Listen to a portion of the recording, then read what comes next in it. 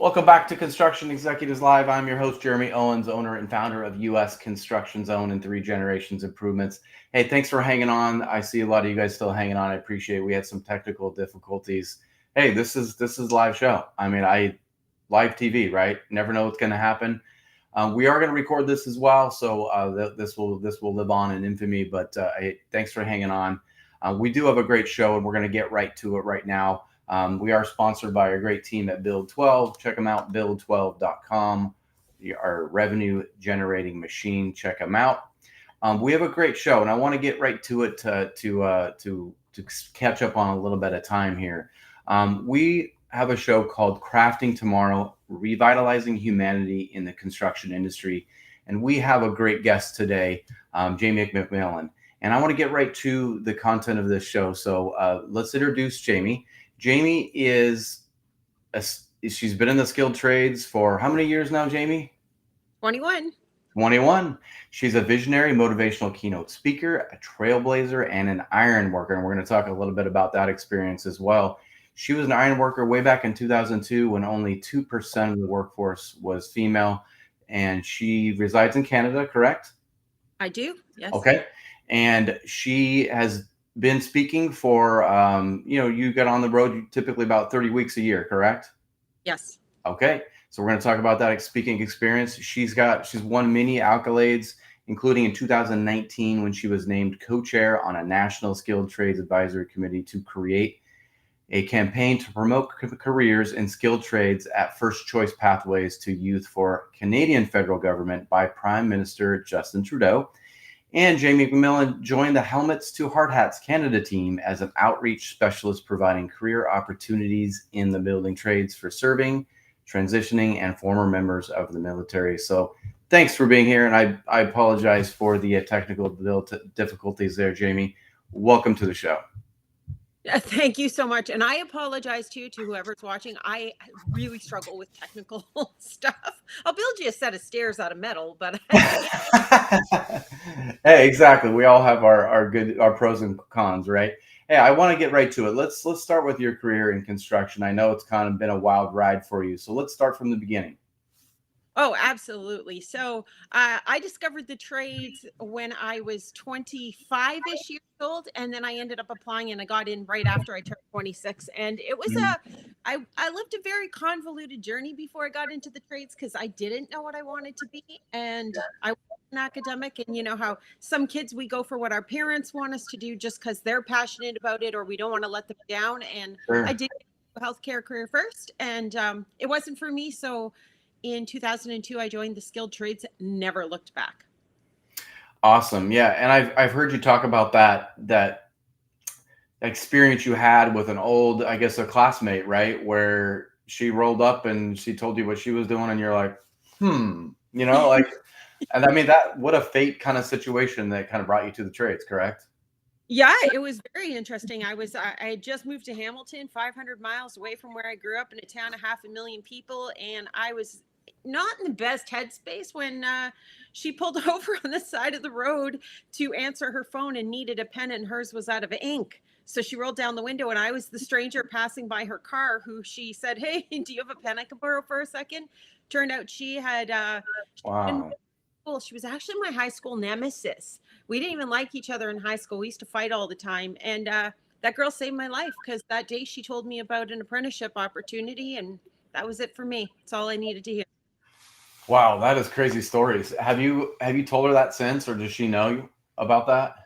She does know. She does know. She's no longer in the trades. I think she's teaching now, but we haven't been in contact for Okay. years. I thank her from stages all over North America. Yeah, no doubt. And why have you often described yourself as a skilled trades missionary? Tell me a little bit about that. Actually, that's funny because I grew up in a very fundamental evangelistic home, so I feel kind of sacrilegious saying that. But it was actually the Boilermakers did an article about me in one of their magazines a few Okay. years back. They put me as the skilled trades evangelist. I was worried when my dad would read that article, but actually it kind of stuck. And missionary is kind of a bit of a better word because I like to go into very rural communities and talk to students and stuff. And I don't mind if they want to use the word. I just see myself as a passionate skilled trades advocate and worker that just wants to help improve the industry. Right. And tell me a little bit about that iron worker experience. I mean, obviously you entered that, I think you said too, they maybe thought you were a male because your name was Jamie, and they just kind of made some assumptions. So tell me a little bit about how that started, and then what are some of the good things and bad things that happened to you during that experience? Okay. Yes. When I did apply for the ironworkers, it was fun because I had some really high marks on my tech programs in high school. Not to say that any other compulsory marks were very good, but I guess because my name was Jamie, they thought I was a man. So I got an acceptance letter in the mail that said to Mr. McMillan, which Oh, was pretty awesome. So that may have been the end. I've gone to a lot of jobs actually too, where they think that I'm going to be a male when I get there because my name's Jamie, and then when they see that I'm female, they'll try to switch me to like safety, fire watch, easier jobs, and I'm like, no, you got oh, someone else. But I think that one of the big struggles is not. I don't want to call myself out and say, hey, I have struggles and challenges because I'm a woman in the trades. I believe that we all have the same struggles and challenges, and some of us just have different challenges because of our physiological differences. But the truth is, being a female in the trades can be yeah, challenging because we are an underrepresented group, and we do get some of those antagonistic personality styles that pick yeah. on us stuff, but they do the same thing to everybody. And for me, it's all about, just proving them wrong and using that negativity that they send your way to kind of turn it around and make it more of your motivation to just, be as best as you can be. Yeah, and so has it changed? I know you said it was like 2%, right, in 2002. What's it at now, you think? Well, that was specifically with the iron workers. So Sure. the iron had a very low number because we are considered one of the top 10 most dangerous jobs in the world. Mm, It's not dangerous if you're doing your job properly. right. Number overall for women in trades, it's still hovering around 5%. And there are some inflated numbers on there. It's very interesting because sometimes I've seen lists of the women that are in the trades, and sometimes I'm like, hey, wait a minute, this is an admin staff, and this is the project manager who never did an actual apprenticeship. She's in a woman in construction, but not in women in skilled trades. So sometimes those numbers are inflated, but Okay. it's still about the same. Yeah, and we talked a little bit about kind of the culture that we've, grown up. I'm third generation. You've been in the trades a long time. This lack of accountability that we've kind of grown up with. I've seen it firsthand as well. How has that kind of has that changed at all, or is that still very prevalent in our workplace right now? So this is like the beating a dead horse syndrome. I feel like sometimes it's like um there are some companies who are very forward thinking, they're very progressive in change, and they're doing their best to make sure that they're holding people accountable and reforming the workplace. Unfortunately, that is not happening everywhere. It is not all employers are the same, not all unions are the same, or contract companies. And I want people to realize I am speaking from a contractor perspective. So some people confuse Right. contract workers with full-time workers. I'm speaking from a contract worker. And so there's a lot of nepotism and favoritism, and oftentimes they don't hold certain people accountable. The brother, the cousin, the aunt, the best friend, the neighbor, there's still that happens. So sometimes when you do raise your voice to complain about something, you end up being the one that moves into a position to get laid off because they can do that without being reprimanded by other people. Like no one's holding them for moving you to a position where they can get rid of you and keep the person who's toxic that caused the problems for you. So you Right. don't have bad behavior because of it. Yeah, yeah, no doubt. It's just like a perpetuating cycle, right? And obviously now, if I look at now versus even when my dad was in the trades and then my grandpa, like they didn't talk about it. Like that wasn't even so. I guess that we have to start with communication, understanding that it's a problem before you can fix it. But I mean, that's the positive thing that I keep putting my hat on is like, hey, this is being talked about. There's some spotlighting to some of these issues, so that's a start. Obviously, it's just a start, though. Yeah, and it takes a bit of it takes some guts to come forward and actually speak Mm, about. is because a lot of people did stay quiet because it was like you need to have the attitude of suck it up, buttercup, or here's Yeah. your tissues if you want to cry about it, or Hmm. and there was that tough person mentality in this industry and a lot of other industries too. And so trying to break down those barriers and soften people and bring that humanity back, it's hard because the people like us who are the voices, we're the squeaky wheels. Sometimes, we end up with a negative view. Yeah, yeah, no doubt. I mean, that's how it always is. So you started the iron worker. How did you get started speaking, and like how did that whole process work? Well, that was funny. I was a really late bloomer on technology. I didn't want to get an email address. I was like, I waited until everyone had a computer before I finally got one. And out of the blue, one day, I finally created an email address and I got a message from an organization called Skills Ontario. Never heard of them before. And they Uh, asked me to start mentoring for these little mentorship dinners and lunches that they would have. And I went out to a few of those at first, and it just kind of started snowballing from. I went to their events to go do mentorship, and next thing you know, a panelist didn't show up one day, so they asked me if I go on there. It was like the longest half an hour of my life of shaking in my seat, and then they thought I did a good job, so I got invited by teachers to go speak at schools and different events. And I remember my first keynote, I almost fell off the stage. I was holding on to the pulpit for dear life, like and I got through it. And then it just kept getting easier and easier because I guess there wasn't a lot of voices at the time to speak to the trades, yeah. especially the represented voices. So they were like, Mhm. it, and it just snowballed from there. And now I have an agent. I do 30 weeks a year of professional speaking in schools to educate kids across North America. And now employers are like, we want to talk to you because how are you doing that? And how can we do that? So Yeah, that's such a crazy story. I mean, you hear a lot about that with speakers. Like in the beginning, it wasn't something they thought they were ever gonna do, right? And so many people have a fear of public speaking. So you can see how that like just saying yes and doing it is like kind of what you need to do because then it just gets a little bit easier and a little bit easier, right? yes, and I think that if people can get comfortable with doing it, it gets easier and easier. But if people can get comfortable doing it, there are so many awesome stories and voices in this industry. And I'm like, if only you would just get on a stage and tell kids or go to an event and talk to kids about it, because then kids can see, hey, that's my story. I can relate to that. Look at how successful this person is. And I've seen people go from homeless to hopeful and thriving because of this industry. So I want everybody's voices to be heard. Right.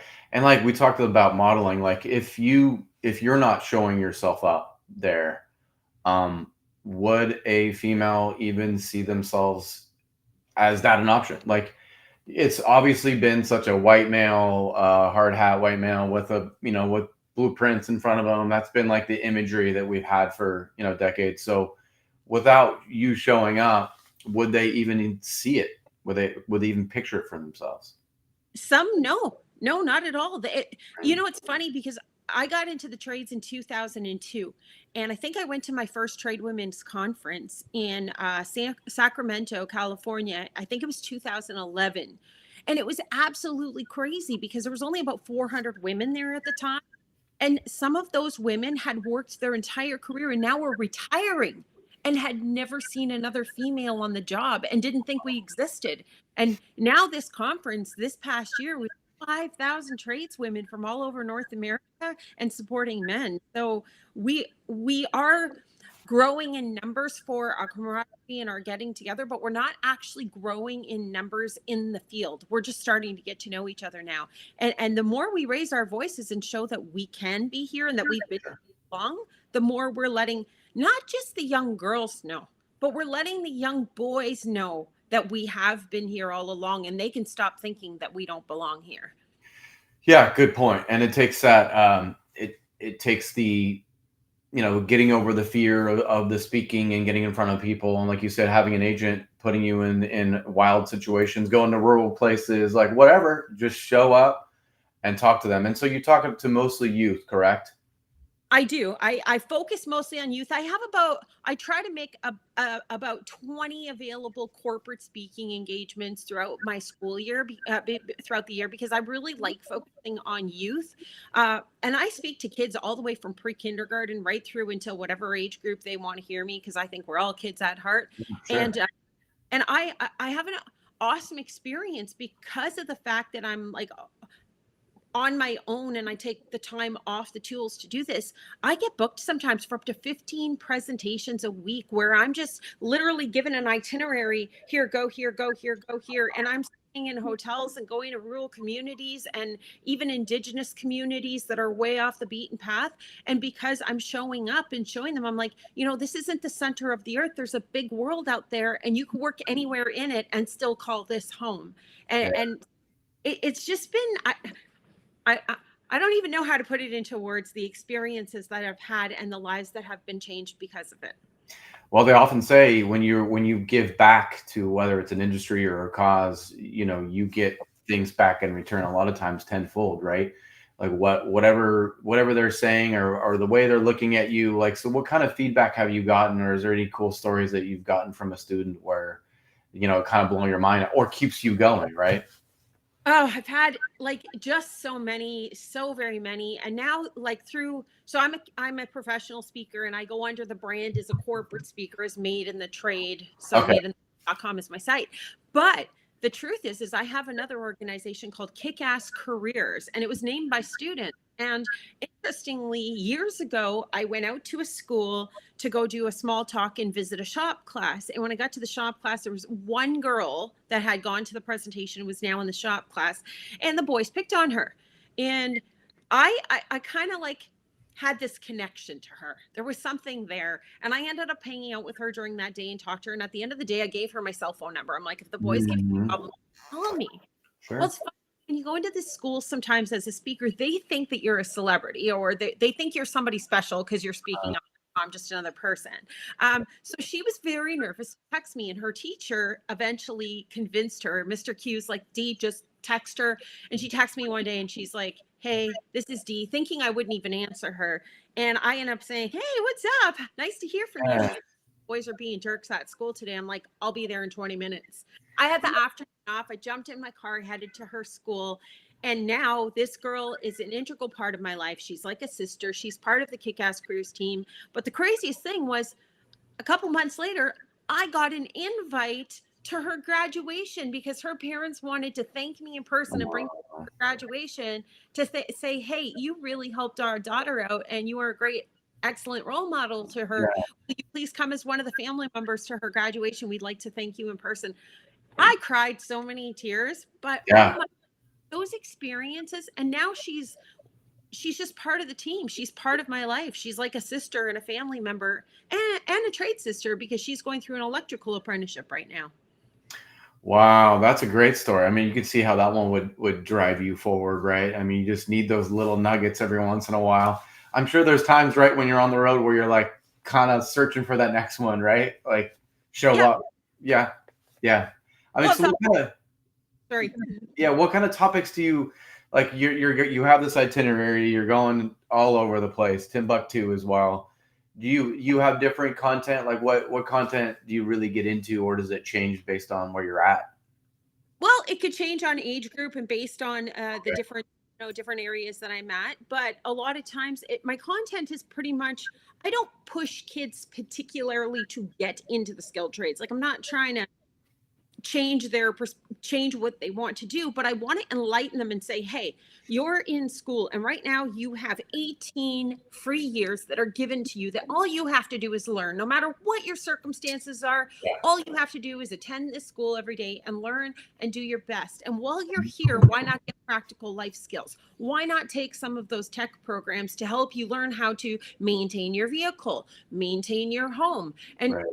like these are things that are not only going to help you in your day-to-day life, they're going to save you a lot of money in the long run. And Yeah. if you do like these programs, then hey, you might be interested in going to a technical program at a college, or if you're like me and hate academia altogether, maybe you can take that experience and go get a paid apprenticeship and earn while you learn opportunity. And that's the greatest thing about construction is it doesn't matter what your circumstances are. You can change your stars. If you don't have money to go to school and you can get into an apprenticeship, that's great. And all you had to do was apply yourself for that 18 free years of education. So I always hold kids accountable for it. I'm like, you have this 18 years. You're going to throw it away, or are you going to do something positive with it and use Right. this for what it's giving you? And that's pretty much my story. And then I talk about the successes, the money they can make, the opportunity for travel, and the fact that out of all the careers that AI is going to suck up and take away from us, Not we don't us. have to worry in this industry because we need our human touch. Everything that's built and maintained in our world around us needs construction workers. Yeah, no doubt, no doubt. So, wow, that's so fascinating. So, when you're in talking with these children, what age groups are you talking to generally? I have started right from pre-kindergarten, so I'm talking like maybe 5 years old and up. And I've gone right through and talked to people at colleges, detention centers, all over the place. Okay. So very all different ages. And are there more apprenticeship opportunities now? I know that was a focus. I know woodshop has been. Let's talk about that. Woodshop was cut. I know I in my generation we had it, and then shortly after mine it was gone and never returned in my area. It's not available. So woodshop, is that coming back? And then are apprenticeships more plentiful? Because that was a problem too. Is like, where are the apprenticeships? Well, it's disappointing because there are schools that don't even have shop classes, and some schools that have shop classes and the door hasn't been opened in years because they don't have tech teachers to teach the shop classes. Now, I will say that I do notice that a lot of times in Canada, we're a little more progressive when it comes to the skilled trades than in the US. However, I was in New Jersey yesterday at a school that had 11 tech classes. It was amazing, but you What? don't, they're far and few between. Yeah. Um, but what I'm recognizing, at least here in Canada, like our provincial government in Ontario last year made an announcement that every student now in grade 9 and 10 has to take a compulsory tech class. But we don't have all the tech classes in the schools. So right now it's a big push to get funding to put tech classes back in. And now, how are we going to get tech teachers? Like that's another struggle, right? Nobody wants to leave the construction industry to go back to school and take a pay cut to become a teacher. So we're having problems with that too. So I know there's some pretty good programs now up here in Canada where educational faculties are working with skilled trades professionals and trying to create sort of like interns and apprenticeships Right. for trades professionals to come in. So I know two people now who are doing it and one person that's completed it. And so I am seeing it come back. Kids getting an apprenticeship right after. We keep screaming that there's a labor shortage, but I keep having kids say to me, you encouraged me to get into this industry and now I can't find a job. And that's on employers because employers are screaming shortage, but they're not willing to give that apprentice the first try. There, it costs a lot of money to offer somebody an apprenticeship. Yeah. So sometimes they don't want to give it to somebody who doesn't have the experience yet. Yeah, yeah, that's a tough thing. And maybe the teachers could be, retirees, like their last phase, right? They want to get off the ladder and they want to get into the classroom. But it would take a special person because it's not easy to teach, right? I mean, you've never done it before, to switch from that industry to a classroom scenario. That's going to be a tough sell, I think. Oh yeah, and especially if you're getting some of those, like some of the retired men in the industry are, they still have some of that old school behavior and attitude. And to be honest with you, those students are not, we don't have the same students coming out of school nowadays than there was, 20, 30 years ago. Like even when I came out of school like 20 years ago, it was a very different attitude about things. Sure. So now kids have a very different attitude. So in order to teach those, retired people how to educate these younger people with an attitude that is so strange compared to what we dealt with before, that's a challenge too. Yeah, no doubt, no doubt. So you mentioned a little bit about made in the trades. When did you start Made in the Trades, and what is that kind of how the speaking starts is from there? Or what problems are you solving in Made in the Trades? Well, it actually started with Kick-Ass Careers first. So I've Okay. been under the brand of Kick-Ass Careers since Okay. 2014, and that's where we have a team. And Made in the Trades was kind of like a more Kick-Ass Careers didn't sound too corporate to me. So when people started for me to come out to corporate events, I thought maybe a corporate, more of a corporate name. So funny, Gotcha. I was sitting there one night and I thought about, I was looking at going on a vacation and I seen something that said "Made in the Shade," and there was somebody sitting under an umbrella on a beach in the shade, and I'm like, "Oh, made in the trade." And then I'm like, I do have my life made in the trade. So now my whole effort is to get other people made in the trade. Right. So you're out when you're out speaking. I mean, obviously, this is one way to humanize our industry. What are some other ways that we can do this? Maybe not if we're not speaking. What are some other ways we can do it? Okay, I am by no means a psychologist, but I study a lot of stuff. I find psychology so fascinating, especially now. Mhm. Over the pandemic, there was a huge, huge crisis with mental health, and I helped out at a shelter for a while, and so it became very important to me in understanding psychology.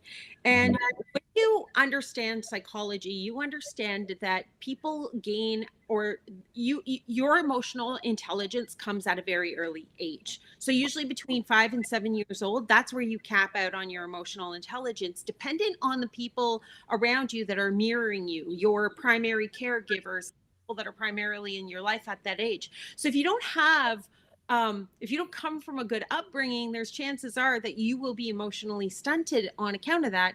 And Right. that's what a lot of people in the skilled trades. And it's funny because even understanding some of that psychology, that's why things like ADHD and autism and different personality styles, like defiant personality styles, huge right now.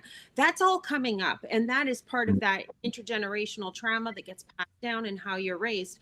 So I really try to understand that it's going to be very hard to teach old dogs new tricks. Yes. And that's where that saying comes from. It's really hard to change the mentality and emotional intelligence of somebody that can only understand it cognitively.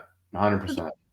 So the only way we can really, really make the changes is by going back and revamping our education system to train young students how to understand empathy, accountability.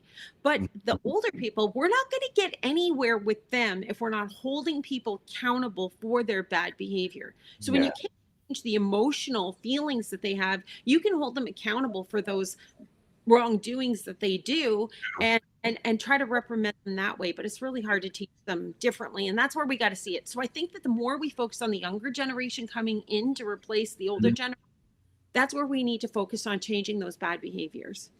Yeah, and the mental health thing, I mean, obviously it's been a big part of my platform is mental health and construction has been a tough thing. Obviously young people as well, coming into the trades, their mental stability isn't as high. For a lot of reasons. A lot of those reasons are not their fault. Some of the reasons are the way we parented them. The list is long, but how do we make sure we check in on our young employees, and obviously, like if we have an older gentleman who's trying to manage somebody from a younger generation, that's going to be very difficult for them to do because they've never done it before. So to expect them to be like, oh, all of a sudden they're sensitive and they're doing check-ins and wellness check-ins, that's probably not going to happen. So how do we do that? Maybe it's changing the staff meeting. Maybe it's as having somebody on the team to check in with people because it's a problem. And one of the biggest problems I see is that we don't talk to each other. No, no. Communication is you're not even encouraged in construction to even talk about your challenges and stuff at home. They're No. like, leave your personal issues at the door. Come here, be big and tough and strong. And that's Right. really hard to do because we're emotional humans, and especially Mhm. getting the diversity in the trades and so many different personality styles coming in. That's not easy to do. And Right. these generations are being encouraged to communicate. They're being encouraged to be more forthright with their emotions and not to bury their head in the sand and pretend that they don't have any. So Mhm. this is going to be a difficult thing. And a lot of people right now are like, well, what training and education can we give everybody to, to help this? And I'm like, all the training and education in the world isn't going to do a darn thing if you ain't holding people accountable for the bad behavior that they're presenting with. Now, Right. unfortunately, the other part of that is that a lot of times, especially in contract construction, the bad behavior is coming down from leadership. And you can't complain about leadership because they all band together and stick together. Or sometimes it's just like the most toxic person on the job site might be the one bringing in the biggest money, or one of the most competent like foremen or something. So it's really, it's a very finicky situation that's multifaceted, and it's hard to pinpoint. But I think at the end of the day, it's going to come back to really understanding your work site, really holding bad behavior accountable, and having some recourse action to get everybody working together, and understanding that you have to put the right people to work with each other dependent on their attitude, personality style, emotional intelligence, and that's hard to do. But this is something that AI can help us with. And I'm not an expert in AI, but Mhm. I do friend who is. And he's been explaining some really neat stuff to me about how AI can be good at taking personality tests and then putting together that are compatible to work together.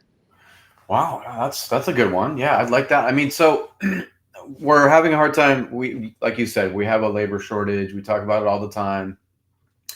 But as we get these young folks to enter in maybe apprenticeship programs or in the trade somehow, and they're maybe A, not getting jobs, or B, they're getting the job and then they're going like, oh shit, wow, this is not what I had in mind. And a lot of them have never had jobs before, right? So they're going, from high school, boom, boom, boom. They've never really had like the 9 to 5 yet. So we're not retaining a lot of folks. So a lot of them are getting out of the job and going, well, I'm out. And because the barrier is a little bit lower than, 4-year degree, for example, there's a little bit easier out, right? Like they haven't invested 8 years in schooling, and like you're getting being a doctor and you have to do it at that point. This is like a little bit of like, oh, okay, well, I didn't have that much skin in the game, so I'm gonna start something new. So how do we fix that? Because our retention problem is maybe as low as any industry there is. Yeah, that's true. Now, the one great thing about that you mentioned is, no, you're not losing anything. And that's what I tell students. They're like, what if I get in and I don't like it? Well, you ain't losing anything, especially if you get into a paid apprenticeship. Yeah, that's Because true. paid apprenticeship, you're actually making money. So you're not losing anything. You're just gaining, if anything else. And if you don't like it, well, then you always have the opportunity to go and try something else, and that's fine.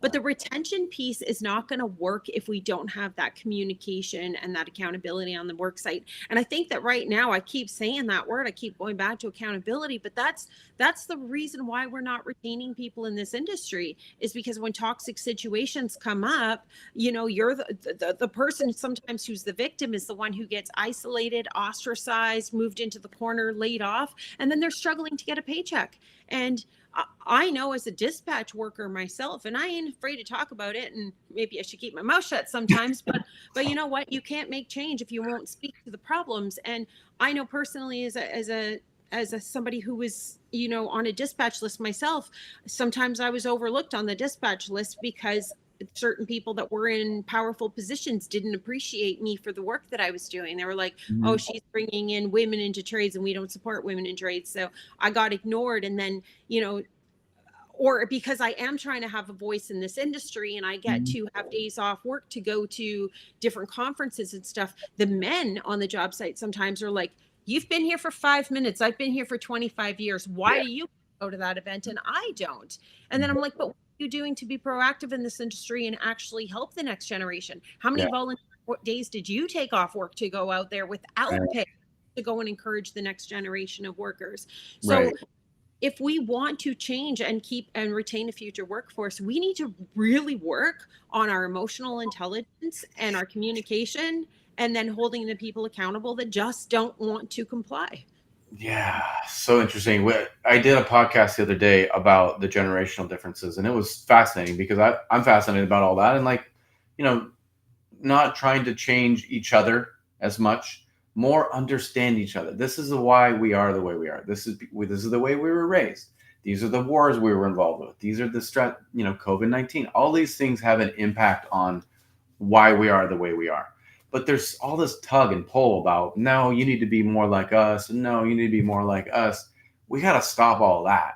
And we got to be, how do we, like you said, our emotional intelligence, we're just not very human right now. We're not very human. We've been kind of more robotic, and like for any industry, you have to have that component. And that's why maybe the technical industry is going to struggle with AI, because they're going to get less human as we go. So how do we become more human? Like, it's just such a difficult question to ask you. Yeah, and it's so many of these questions and concerns right now are, and I'm still studying this because I want to be able to speak to this more professionally, but I'm still in the early stages of trying to understand this myself.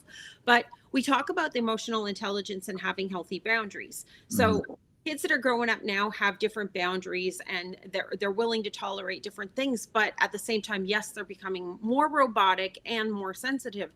Well, while we're looking at humanity, yes, we need more emotional intelligence. We need to have healthy boundaries. But what's happening that I'm seeing in the workplace now is that people are holding their own healthy boundaries, but it's becoming counterproductive to the construction industry because we can't have those same boundaries in the construction industry. Like right now, you have students who don't want to work anymore. They don't want to have a normal 9 to 5. They don't want to do shift work. They don't want to get off of this thing. And when you're talking about the generational thing, somebody I know that's a professional speaker talks about how we're living in the thumb generation. It's, everything is thumb Yes. generation now, right? Yes. And the thing is now they're bringing these boundaries into the workplace, and now humans are starting to hold more healthy boundaries, but we're making the boundaries in our employment sector flip, because in order for employees to keep workers, they need to adapt to the fact that they want to have these on them all day, and they want to be recording themselves for TikTok all day, or they want to be able to work whenever they want. And now employers, in order to get workers to come into the industry, they're not getting the same quality work because people are focused on other things, and they're letting their boundary slip in employment to retain a workforce. Oh So boy. it's like a tug of war. So where do we find a healthy balance? Well, employers have to start, even educators, like this thing needs to go into a locker during the classroom. This thing should go into the lunchroom locker.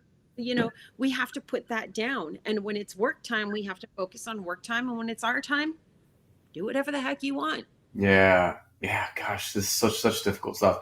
I mean, you can see the pathway of like mental health when this thing got introduced. It was like straight up, right?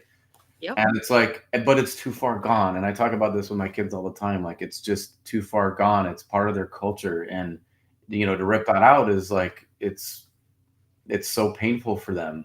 And so, but I just don't see a great pathway without the reliance and the immediacy and the things that we have with the phone. I just don't see a lot of things being an easy fix with it. No, and for somebody who's in schools with educators and students all the time, I am actually I'm seeing firsthand how students are behaving differently with teachers. Teachers are no longer allowed to hold students accountable because the parents aren't holding the kids accountable. When the teacher says put this away and the student complains, the next thing you know is the students coming in with their parents, and the parents are like, well, if I have an emergency, I need to contact them. Right. But then we also have parents who are so busy working and trying to make ends meet because the cost of living is so high. They don't have time at night to sit with, their kids and help them do homework or help them gain that emotional intelligence, be that support system for them. So now here's the other problem with AI. You know how many projects are being handed in at school now that are done by AI, and kids are not learning? I know. I know. It's We live in a really messed up world, and I don't know where we are going to go from here. And I'm trying to understand every part of it with right. like nonstop rumination on trying to focus on this subject. But Right. there's a lot of changes that need to happen, and I think the only way we're going to do a reset in this is to go right back to early childhood. Yeah, no doubt. Like, yeah, it's like almost a huge reset button is needed to be pushed. But yeah, I don't know how that's going to work. So, I mean, we talked a little bit about all these factors, and there's some things that are very pressing. Out of all of these issues, and you're out talking to leaders, you're out talking to students. what's the most pressing out of all of these? What's the one that we really need to focus on first in order to make the next step? Oh, this is such a difficult subject, and I'm going to use a word that nobody's going to like, but Oh, we have a huge there's a big rise in narcissistic behaviors, and mm, the world is becoming so much more selfish instead of selfless. And yeah. I think that's our biggest issue right now is we're so focused on me that we're no longer looking out for the greater good of everybody else. And it's become everybody wants to represent themselves. Everybody wants to be a star. Everybody wants to have a voice. And the other thing is, at this point in time, very few people are willing to put in the work. They think they can all get onto YouTube and social media and become influencers and not do it. Oh, And so we're losing people who are really interested in working hard, working with their hands. I mean, I could just go on and on about this all day, but if mm, we want to change this narcissistic behavior, we're going to have to start digging deep to do it, because the more narcissistic humans become, the less they're going to care about other people, and we're going to live in a dog eat dog world, and it's going to get nasty. And I don't want to see that happen, and we yeah. need to all band together to change that. Yeah, it's going to start. I look a lot at parents. It starts at that young age, and setting those boundaries and not letting your kids kind of rule, and that's kind of how it's been of late. And that's a tough one, right? How does that shift? And maybe it's slow, and that would be fine. But right now, it just doesn't seem to be the right trajectory. Um, and yeah, it's really tough because you're talking about industries like construction that, hey, when somebody calls a plumber and they're 3 weeks out to fix your toilets, things are going to start to be alarming at some point. And we've had that in some industries where it's like the use don't have the workers. It's going to get to that point, I feel. And then what's going to happen? Oh, now we just need to flood it with construction workers that aren't very good, probably. It's just, I don't know what the answer is, but I sit and think about it often, just like you do. It's going to have to come from the top down, though. We even government systems, we live in such a, like, it's all about power and money, right? Like, Mhm. power and money, and then you get these dictatorships, and it's just, we need changes from the top, and we can't make any changes at the top if our leaders at the top are the people that are, Right. all about this toxic behavior, and they're all about themselves. So in order for that trickle to down, this is multifaceted, because as long as we have that horrible toxic mentality at the top, Mhm. that is what trickles down, and then they want money and power, so the cost of living goes up, the cost of labor goes up, the cost of product goes up. And i keep I keep seeing them fight for minimum wage to go up, and I Mm. just wish people would understand that the higher minimum wage goes, the higher the cost of living goes. So you ain't doing anything to fix a problem. All Right. you're doing is making the cost of everything else go up, and the people who don't have people that are stuck on fixed incomes Right.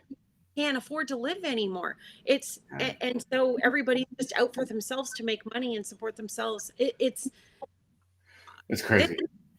this is a subject that's it's bigger than we can even Sure. chip away at. We need this to be a whole cultural shift from the top down. Yeah, yeah, yeah. Everything's long game right now. It seems like, and so the other thing. Let's end on the positive. So you're out talking to a lot of folks. What are some of the positive things you are seeing in the industry that you didn't see when you started? You know what? I'm starting to see that there's a lot of people coming together. I mean, you're always going to have a yin and yang. You're always going to have the good with the bad, no matter what. But the positive changes that I'm seeing are that they are recognizing now that it doesn't matter how we identify or what our preferences are, what religious belief we have, what color our skin is. We all should be judged on our abilities or hired based on our abilities. And I think the world is starting to see the need for inclusive, diverse cultures and healthy workplaces. And I Mhm. think that we're starting to slowly have the maybe our voices aren't as loud yet, but we're starting to get some balance where the people at the bottom are actually starting to use their voices to change and talk about the issues. And because we're bringing them to light, I think we're actually kind of forcing people to change those workplaces and the cultures within them. So I think that's the best thing that's happening right now, is that people are finally using their voices.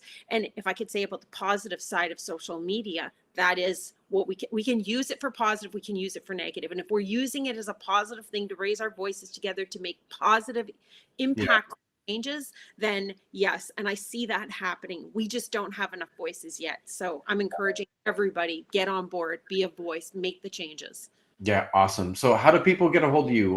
What's the best way to connect with you?